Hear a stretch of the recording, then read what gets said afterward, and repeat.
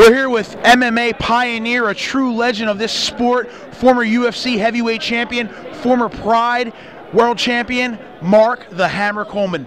Mark, I've been a big fan of yours ever since the old Pride days, especially when you won the Grand Prix, defeating Igor Volchanchin, basically avenging Mark Kerr, your buddy at the times, lost to him.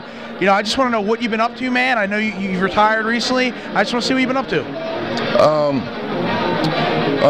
Surviving, figuring out what to do after fighting, but no, actually it's going pretty well.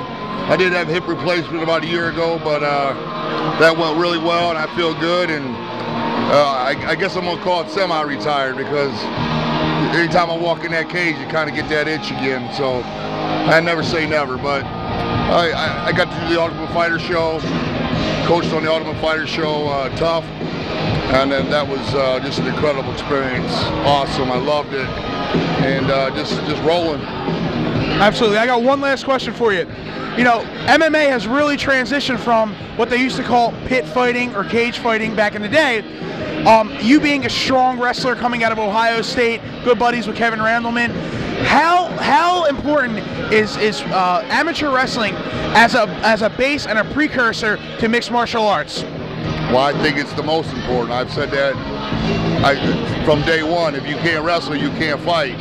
Of course, obviously, you have to do it all now, but I think it's by far the best background and base to have. Look at the champions, Velasquez, Weidman, goes on. They're all wrestlers. Not all of them, but just about all of them. But they've all become so well-rounded. The sport's evolved. You can't get away with being one-dimensional anymore, but wrestling rocks. Mark, I appreciate it. We're here with the Godfather Ground and Pound, a true original. Thank you very much, sir. Thank you.